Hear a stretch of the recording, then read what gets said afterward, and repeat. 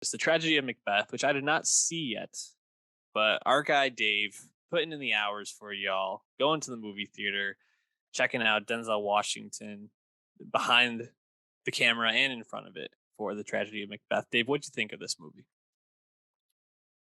Yeah, so the Tragic of Macbeth is coming out on Apple TV Plus on January 14th and got a Christmas Day release in like 700 theaters.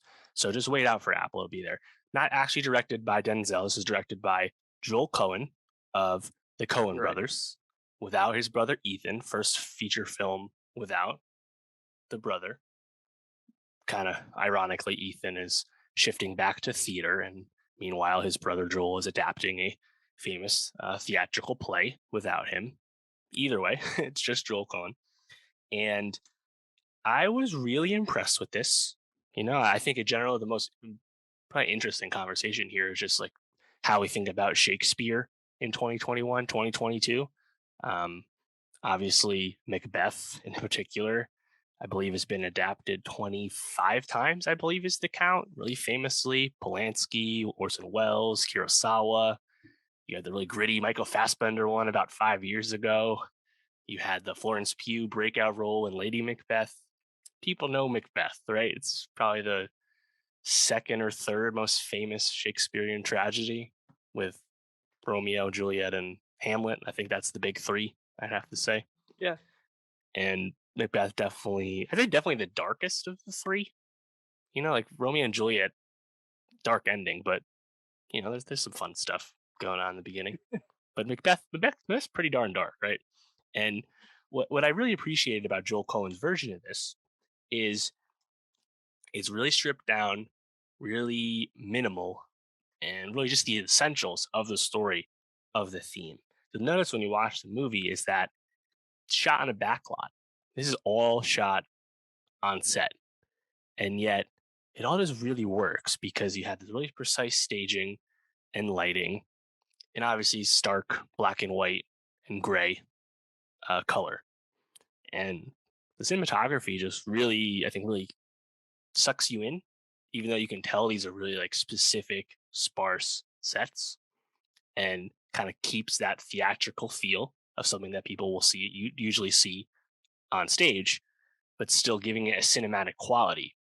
And I think that's just a cool way to do it, because if you're gonna adapt something as rapidly adapted as most of Shakespeare has been, at least do something different, do some kind of spin, right? And there's definitely a spin with the tragedy of Macbeth. I think that's really cool. I think part of that, obviously, Denzel Washington playing a grayer, older Macbeth character, given that Denzel's like 66 or however old he is.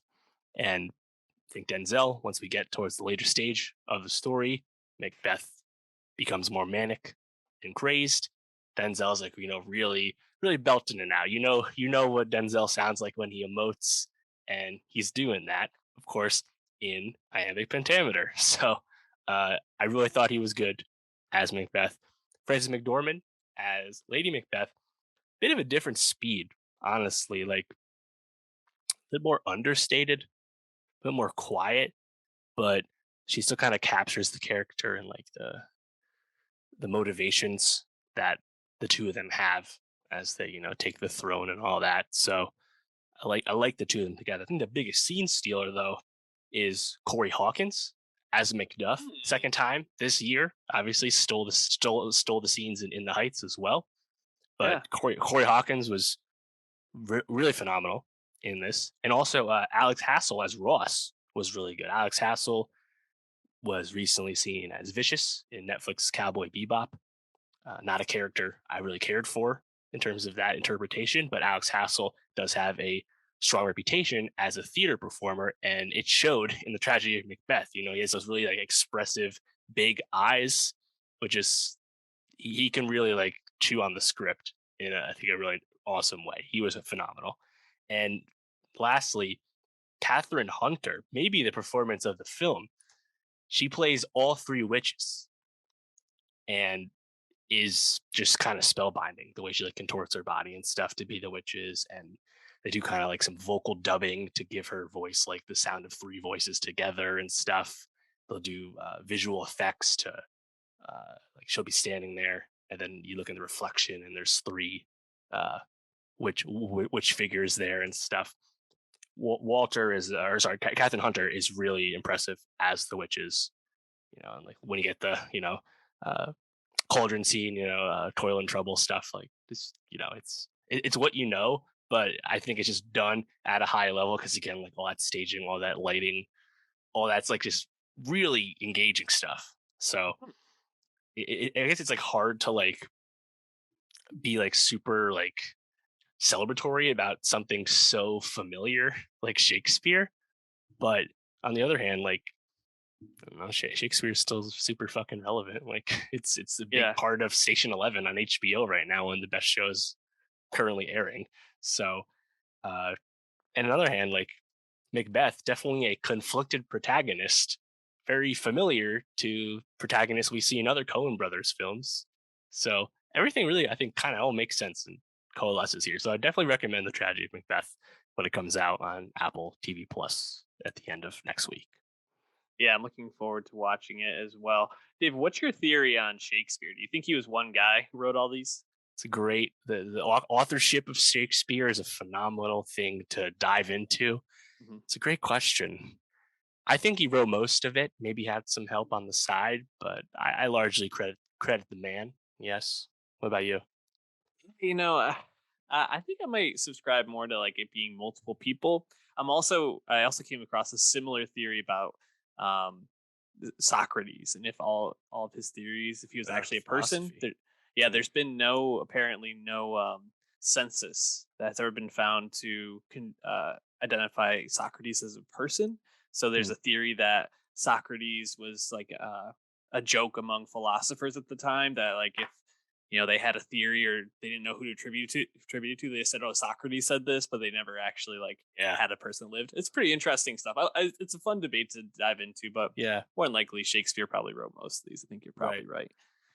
Also, uh shout out Harry Melling as Malcolm. Harry Melling, Dudley Dursley mhm. back in the day, but has really, I think, made a name for himself as a character actor, supporting actor, like in Buster Scruggs and Queen's Gambit recently. Another memorable performance from him. He's honestly really good.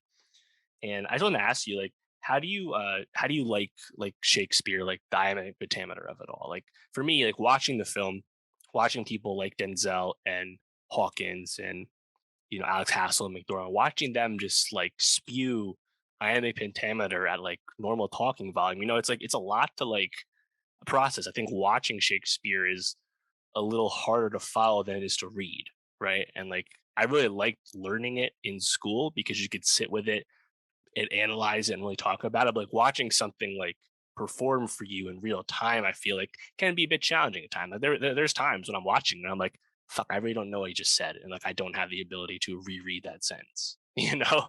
But like Yeah, thematically, once you actually understand what's going on, it's Shakespeare. It's always so brilliant. yeah. I like listening to or watching it. I agree. The experience for me can be a little bit like, I don't know if I totally jive with this, but I think once you do know the material and once you like either know the storyline or have read it yourself, I think it definitely is a lot more engaging.